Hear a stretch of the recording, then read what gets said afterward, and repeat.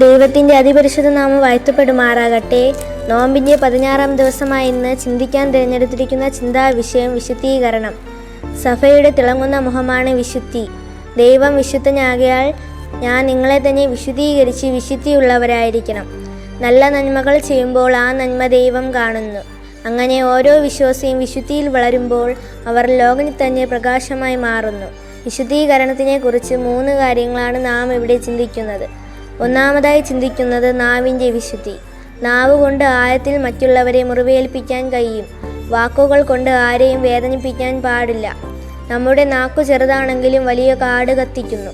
നാവ് കൊണ്ട് നിന്ന വാക്കുകളും ശാപവാക്കുകളും പറയാതെ ആരെയും പരിഹസിക്കാതെയും നോമ്പിൻ്റെ 40 ദിവസങ്ങൾ ആശ്വാസവാക്കും അനുരഞ്ജനത്തിൻ്റെയും പ്രോത്സാഹനത്തിൻ്റെയും വാക്കുകൾ നാവിൽ നിന്ന് പുറപ്പെടണം.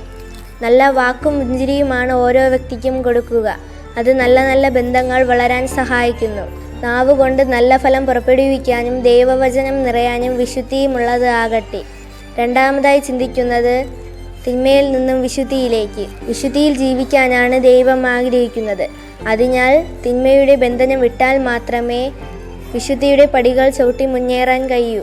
നമ്മൾ തെറ്റു ചെയ്യുന്നവരും പാപം ചെയ്യുന്നവരും ഉണ്ടാകും. പറ്റിയ പാപക്കറകളെല്ലാം കഴുകി അശുദ്ധിയിൽ നിന്ന് വിശുദ്ധിയിലേക്ക് നടക്കാൻ പാകപ്പെടുത്തണം. മൂന്നാമതായി ചിന്തിക്കുന്നത് ഹൃദയവിശുദ്ധി. ഹൃദയം വിശുദ്ധമാക്കാൻ ദൈവം ചില വേദനകൾ നൽകി ശുദ്ധീകരിക്കാൻ ആഗ്രഹിക്കുന്നു. അതിലൂടെ നമ്മുടെ നാവ് വിശുദ്ധമാകുന്നു, ഹൃദയം വിശുദ്ധമാകുന്നു, തിന്മയിൽ നിന്ന് വിശുദ്ധിയിലേക്ക് വളരുകയും ചെയ്യുന്നു.